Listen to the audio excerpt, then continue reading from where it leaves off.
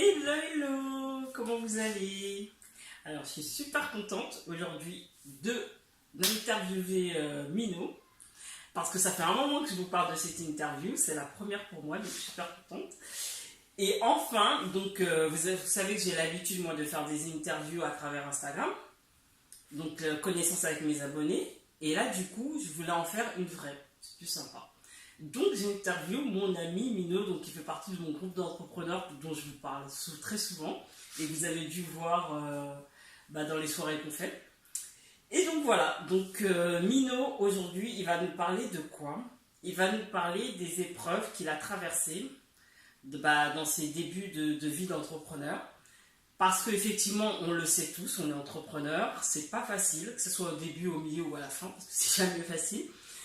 Mais on parle souvent de réussite, on parle beaucoup de réussite, mais on parle pas souvent, je trouve, des épreuves qu'on traverse.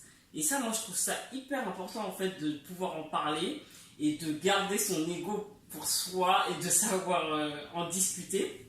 Parce que c'est pas facile, mais c'est vrai que c'est pas facile d'en parler. Mais on est là aussi pour ça, on est aussi là pour se soutenir. Et donc, c'est important d'en parler. Et je voulais absolument partager ça parce que pour moi, il a une expérience qui est très enrichissante. C'est clair qu'il aurait préféré ne pas le vivre, mais en tout cas pour moi c'est très riche et voilà, je voulais le partager avec vous. Salut Mino, comment tu vas? Ouais, ça va et toi, Fanta? Bah ça va. En tout cas, je suis super contente de te recevoir et merci d'avoir accepté l'invitation. Merci de m'accueillir. Bah je t'en prie. Est-ce que tu peux te présenter?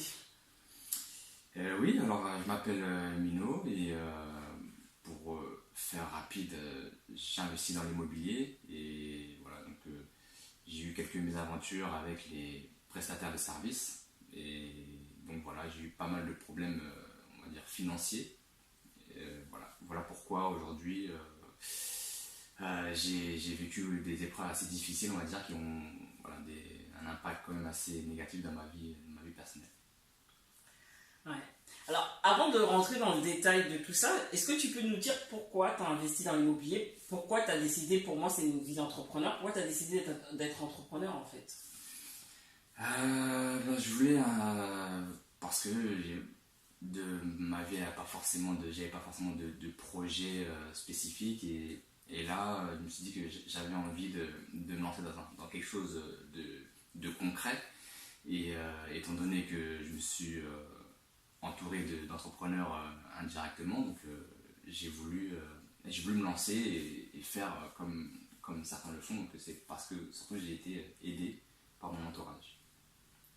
Mais est-ce que tu avais un but qui fait que tu avais envie de te lancer avant? Parce qu'avant de rencontrer ces personnes-là, c'est certainement ton but en fait qui t'a amené à tout ça, non? Bon, le but c'était d'être libre financièrement, quoi. Donc, et après le pourquoi c'était surtout vouloir se challenger soi-même. C'est vrai que souvent on pourrait dire que c'est pour oui, c'est pour sa famille, c'est pour ses enfants. Effectivement, c'est vrai, mais le plus gros challenge, c'était de me challenger moi-même. Et c'était ça, en fait, qui est kiffant, c'est de se dire, on a un objectif et on veut essayer de l'atteindre. Et ça donne un peu de peps dans sa vie, quoi. Je retiens ce que tu dis parce que c'est vrai que j'entends, toi tu as des enfants, tu as une femme, tu as des enfants, et j'entends souvent en fait les gens dire je fais ça pour mes enfants. Mais moi la question que je me pose souvent, si vous n'aviez pas d'enfants, est-ce que vous le feriez quand même? Je pense que oui. Et c'est la question qu'il faut se poser, tu vois. C'est qu'on se donne comme... on se dit qu'on le fait pour sa famille, voilà. C'est pas faux. Mais Non, en soi, on le fait pour... enfin moi, pour ma part, en tout cas, je le fais pour moi. Parce que ça me donne... bon, c'est pas une raison de vivre, mais voilà. Ça donne de l'adrénaline, on fait un truc, on veut y arriver. C'est vraiment après, je sais pas si c'est purement masculin ou pas, je pense pas, mais c'est challengeant. moi je pense que c'est vraiment même une raison de vivre, hein. Les challenges en fait nous donnent une sorte d'excitation, ils nous donnent une raison d'avoir envie de continuer en fait les choses. Et ce qui fait que certains peuvent tomber en dépression parfois, c'est parce qu'il manque en fait d'objectifs. Et les objectifs, ce sont des challenges. Et je pense que ça peut vraiment aider justement à s'épanouir dans sa vie, d'avoir des objectifs, d'avoir des challenges. S'épanouir, c'est ça. Bah merci. Et du coup, alors, est-ce que tu peux du coup nous raconter les débuts en fait, quand t'as investi? Dans quoi t'as investi voilà, nous raconter un peu ton histoire.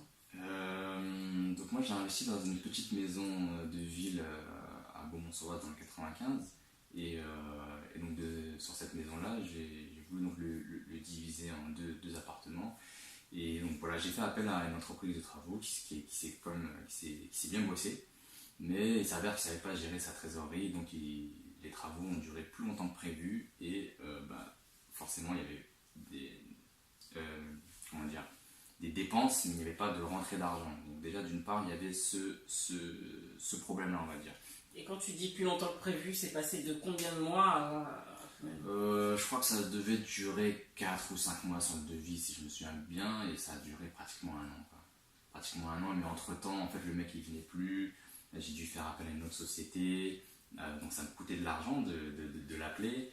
Et entre-temps, il y avait une autre opportunité, donc là j'ai sauté sur l'occasion, peut-être que j'aurais pas dû, enfin en tout cas je l'ai fait parce que j'étais dans le feu de l'action, et donc j'ai réinvesti sur un autre appartement pour de la colocation, et là donc j'ai fait appel à une autre entreprise que pour le premier, et là je me suis retrouvé donc avec une entreprise qui ne savait pas travailler, et pareil, les travaux devaient durer un mois, ils ont duré 6 mois à peu près, je crois. Enfin, en tout cas, entre le moment où ça a commencé et la fin, ça a duré à peu près 6 mois.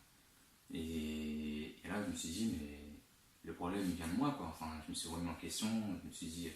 Et là j'avais vraiment de gros problèmes financiers parce que sur ce bien-là, je remboursais tout de suite le crédit, à la différence du premier où je remboursais que les intérêts. Et donc le fait de rembourser directement le crédit, je payais de ma poche, quoi. J'avais pas de locataire encore puisque les travaux n'étaient pas finis. Et donc voilà, tous les mois c'était assez difficile. Et t'as payé combien de temps de ta poche?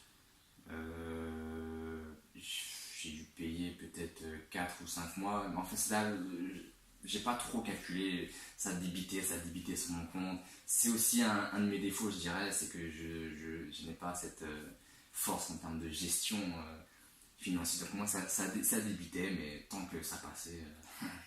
Et je pense aussi que quand on est dans des difficultés, ça m'est aussi arrivé, en fait, on préfère se cacher et essayer de faire genre on ne voit rien en fait, et comme si ça allait disparaître. Ouais, c'est vrai. Au lieu de s'occuper du problème, parce qu'en fait, on est tellement submergé, je sais pas si c'est ça, qu'on se dit, je peux pas gérer tout ça en fait, c'est trop pour moi. Est-ce que c'est vrai? Je fermais les yeux, je me dis bon, ça va se terminer à un moment donné, donc je l'ai laissé de côté, j'étais complètement démotivé, je l'ai laissé de côté jusqu'au jour où je recevais des courriers comme quoi le prélèvement n'est pas passé, la conseillère qui me disait qu'est-ce qui se passe, on a eu un rejet de prélèvement, vraiment des trucs qui m'arrivaient jamais dans la vie de tous les jours, j'ai jamais eu de rejet de prélèvement, enfin jamais eu de problème financier en soi, et là ça m'a fait peur, quoi. Ça m'a fait peur, donc c'était ça le plus difficile, c'est que après ça joue sur le moral et dans la vie de tous les jours j'étais pas serein, quoi. J'étais pas de bonne humeur, quoi. Donc c'était ça qui est difficile, quoi. Surtout que tu as une famille aussi à gérer. Parce que clairement quand on entreprend, on n'est pas seul. On peut entreprendre seul, mais on peut entreprendre, avoir une famille, avoir des enfants. Et c'est ce qui fait peur parfois d'entreprendre parce qu'on se dit si je me foire, si je rate, j'entraîne ma famille avec moi en fait. Et ça, ça peut être compliqué à gérer.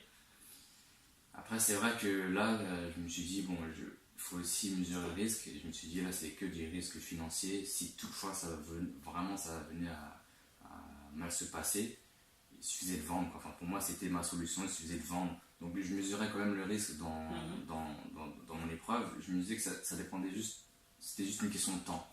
Ça devait durer un mois les travaux, ça a duré 2 mois, 3 mois, 4 mois. J'ai dit mais à un moment donné ça va se finir quand même. Donc pareil, j'ai dû faire appel à une autre entreprise pour finir quelques détails de la cuisine par exemple. Donc tout ça c'était des raisons. Je me suis dit tant pis, j'ai fait des crédits conso. J'ai fait des crédits conso pour pouvoir payer des entreprises et réparer les erreurs, si on peut dire ça, des anciens mecs de bâtiment. Donc j'ai dû faire des crédits conso. Donc pareil, je m'endette de plus en plus, mais c'était soit je revendais, soit je continuais jusqu'au bout. Et j'ai préféré continuer jusqu'au bout et je me suis dit, si la banque elle me rejette, bah, elle me rejette, mais j'irai jusqu'au bout. Et je me dis, quand il y aura des locataires, et ben ça pourra aller, quoi. Donc, dans quel état d'esprit, du coup, tu étais. Je te demande ça, je me doute, mais dans quel état d'esprit, du coup, qu'est-ce que tu t'es dit pour t'aider à continuer et à pas laisser tomber, en fait? À garder le cap et à pas culpabiliser? Déjà, je suis culpabilisé quand même parce que je me dis, ça fait deux fois que ça m'arrive avec deux entreprises différentes. Je me dis que le problème vient de moi. Donc en fait, je remettais tout. Pour moi, c'était de ma faute. Bon, déjà, il y a des trucs, c'est sûr, c'est de ma faute. Je me dis en fait que ça me sert de leçon. Donc il y a des choses que j'aurais pas dû faire. J'aurais pas dû accepter un crédit. Pour ceux qui connaissent, j'aurais pas dû accepter un crédit sans différer d'amortissement. C'est-à-dire le fait de payer le capital tout de suite. J'aurais pas dû accepter ça. Ça, c'est de ma faute. Après que les mecs ils aient mal bossé dans mon appartement, et ben je pars du principe que c'est de ma faute, c'est moi qui les ai choisis. Donc tout ce côté-là, je me dis c'est moi, et je me dis que ça doit me servir pour les prochaines fois. Donc effectivement, tous mes comptes étaient dans le rouge. Je commence seulement à remonter la pente. Pour vous dire, le peu d'argent que j'avais, j'ai dû le passer parce que j'ai appris une chose, c'est que quand tu es à découvert que pendant 30 jours. Et au-delà, ben, tu n'as plus cette autorisation, tu dois remettre le compte dans un compte créditeur. Et donc moi, je rebasculais à chaque fois, dès que j'arrivais au 29e jour, je rebasculais le peu d'argent que j'avais pour partir sur une autorisation de découverte de 30 jours. Et donc toutes ces techniques-là, voilà, je me dis, ça me sert de leçon. Et qu'est-ce qui m'a permis de remonter la pente? Ben, je me dis qu'à un moment donné, je vais réussir. Si les travaux ne sont pas bien faits, je vais même le louer comme ça, c'est pas grave, quitte à rembourser un petit peu, quitte à baisser mon prix de loyer, enfin voilà. Donc c'était pour moi qu'une question de temps, et même si j'avais pas la main mise sur les entreprises de bâtiments, voilà, pour moi, voilà, j'ai pas lâché l'affaire, j'ai voulu continuer jusqu'au bout. J'aurais pu vendre aussi, peut-être que ça aurait été mieux, je sais pas, mais dans tous les cas aujourd'hui ça commence à aller mieux, quoi. Ce que j'aime bien dans l'histoire de Mino, pour l'avoir suivi, c'est que, bon, ça a été difficile et ça c'est normal, ça aurait été pour tout le monde, mais c'est qu'il en tire des leçons. Et l'entrepreneur, c'est ça en fait. C'est qu'il doit se servir de ce qu'on appelle des échecs expériences, que ce soit positif ou négatif, mais toujours, quand c'est négatif, c'est toujours plus difficile de les retenir, pour justement en tirer des leçons et justement prendre sa responsabilité dedans et de se dire, qu'est-ce que j'ai fait justement qui a provoqué cette situation et ce qu'il peut faire, on va en parler, pour que ça ne se reproduise pas. Et ça, c'est hyper important et c'est ça que j'aime bien avec Mino, c'est que là, il en tire des leçons et c'est une expérience qui, pour moi, va lui servir clairement, quoi. Et effectivement, là où c'était le plus frustrant pour moi pendant toute cette période, c'était de voir la réussite des autres. Non pas que je les enviais, mais c'est vraiment de se dire, non seulement j'avais deux entreprises de bâtiments qui me font faux bon, en tout cas, donc je me dis que le problème doit venir de moi. C'est pas possible qu'il y ait des entreprises, enfin voilà. Et en plus de ça, bon, c'est pas forcément des gens que je connais, mais les gens, bah, forcément, ils postent beaucoup leur réussite, donc tu te dis, merde, les gens, comment ça se fait, ils n'y arrivaient pas à moi, quoi. Et en fin de compte, ben moi je me cachais, je restais dans l'ombre, je voulais voir personne, je voulais que cette période passe assez rapidement. Et c'est ça qui était difficile, c'est peut-être que oui, j'aurais dû continuer à me faire entourer pour garder le cap, mais j'ai préféré pour ne pas rester dans l'ombre. Peut-être que j'aurais pas dû, mais en tout cas, voilà. Ça, on en a beaucoup parlé. Et c'est vrai que moi, franchement, je comprends à quel point on peut se sentir honteux, même s'il n'y a aucune honte à ça. On peut se sentir honteux, on peut se sentir diminué parce qu'on se dit je réussis pas autant que les autres. Mais encore une fois, tout le monde ne dit pas ses échecs. Ça, c'est une chose. On dit beaucoup de ses réussites, on ne dit pas ses échecs. Et de deux, on n'a pas à se comparer aux autres. Chacun sa réussite, chacun son chemin. Les personnes qui peuvent réussir, au moment où tu penses qu'elles réussissent, ont peut-être eu des épreuves avant les tiennes.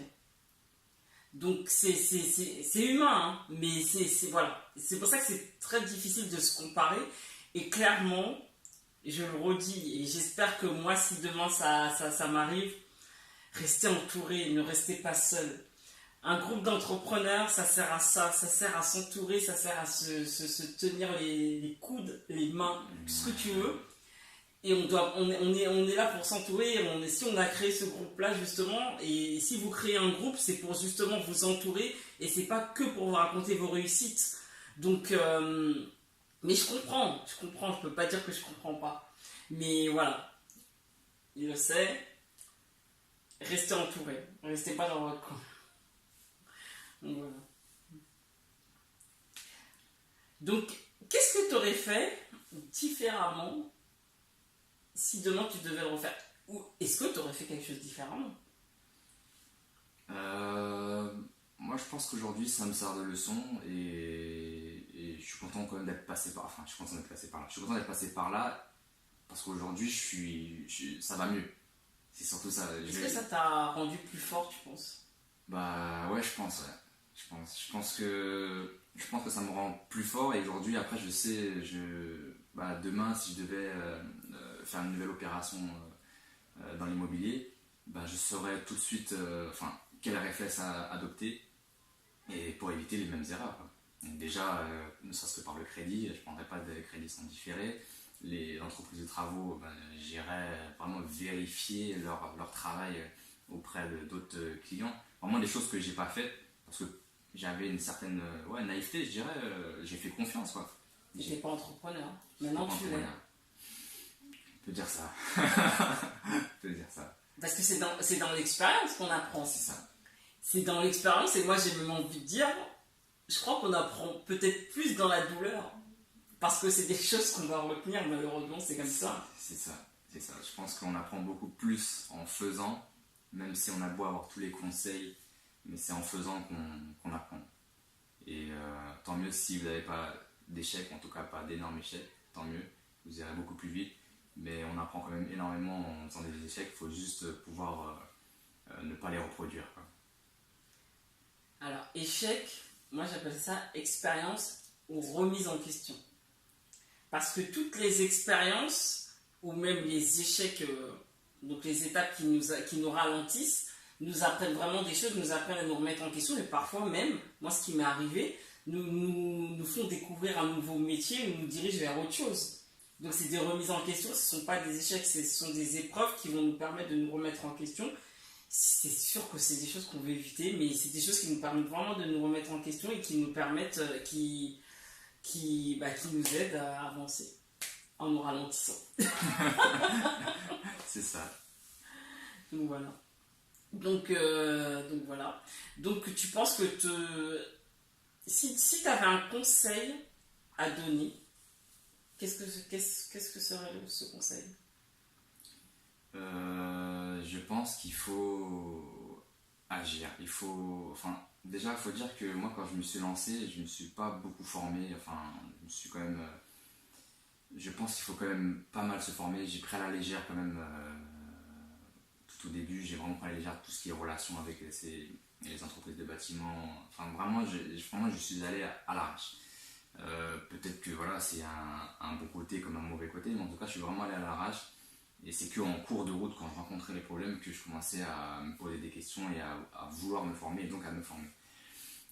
Donc là, moi je pense que là où je pourrais donner un conseil, c'est d'essayer de prendre des expériences des autres et d'éviter de faire les mêmes erreurs. En tout cas, essayer, mais en tout cas d'apprendre des autres et d'y aller. Et quoi qu'il arrive, il y aura forcément, ça sera pas facile, il y aura forcément comment tu dis ça, c'est pas des échecs, mais des challenges, des expériences, voilà. Quoi qu'il arrive, vous allez faire votre expérience, ça sera pas facile, mais voilà, il faut y aller, sinon... des remises en question. Voilà. Et grâce à ça, on se remet en question et on agit autrement. En tout cas, il faut agir autrement pour éviter de reproduire. Après, puis il y en aura d'autres, des problèmes, c'est sûr, il y en aura d'autres. Mais au moins, c'est là, c'est vécu, c'est fait pour ma part, et j'espère ne pas... en tout cas, je ferai tout pour ne pas revivre ce même problème. C'est quoi la suite du coup, Mino, pour toi? Je voudrais me lancer sur le business internet et notamment me lancer sur YouTube pour parler d'alimentation. Et étant donné que j'ai vu ton évolution depuis le mois de janvier sur Instagram, que tu as beaucoup d'abonnés, Bon, moi, j'y connais rien à Instagram, hein, mais et que tu as quand même réussi à créer une audience assez rapidement et en tout cas avoir un lien assez fort. Parce que je connais peut-être pas Instagram, mais je suis Fanta sur Instagram. Merci. Et donc, en plus de ça, Fanta m'a fourni sa formation que je trouve très, très pertinent. Pour un mec comme moi qui ne connaît rien, franchement, tu apprends pas mal de choses. Et moi, je suis content. Je sais que j'ai des billes, même si je suis pas du genre à me filmer ou quoi, mais ça explique quand même bien comment commencer étape par étape. Et j'ai bien aimé, c'est quand même très, très pertinent. C'était important pour moi de fournir ma formation à mon groupe d'entrepreneurs parce qu'ils sont là pour m'encourager, ils sont aussi là pour me dire ce qui peut être à améliorer. Ils m'ont donné d'ailleurs des choses à améliorer que je vais rajouter. Et pour ça, quoi. Donc, c'est pour ça que je te l'ai donné et ça me fait plaisir que tu l'apprécies. Et je tiens compte aussi des conseils que tu m'as donnés pour l'améliorer. Bah, merci en tout cas de me l'avoir fourni. Moi, ça va me servir énormément puisque ça parle de marketing en général. Donc, on apprend pas mal de choses quand même. Bon, bah, j'espère que tu vas te lancer avec. Hein. Je vais y aller étape par étape, comme tu le conseilles. Pour les personnes qui ont du mal à y aller, effectivement, étape par étape. Bon, bah, super. Bon, en tout cas, Mino, merci. Franchement, merci d'avoir partagé avec nous des choses qui n'ont pas été faciles à vivre. Et voilà. Donc, je te remercie encore. Bah, merci de nous suivre. Et n'hésitez pas donc à vous abonner à ma chaîne et à mettre un commentaire à Mino. Il pourra y répondre, ou en tout cas, je lui transmettrai. Et il y répondra même. Donc n'hésitez pas, et puis voilà. Et vous n'hésitez pas à suivre la formation de Fanta, ça vaut le coup, je vous l'assure. Ah, merci. Et me suivre sur Insta aussi, donc c'est Fanta Barbe. Bah, je vous dis à bientôt en tout cas. À bientôt. Ciao.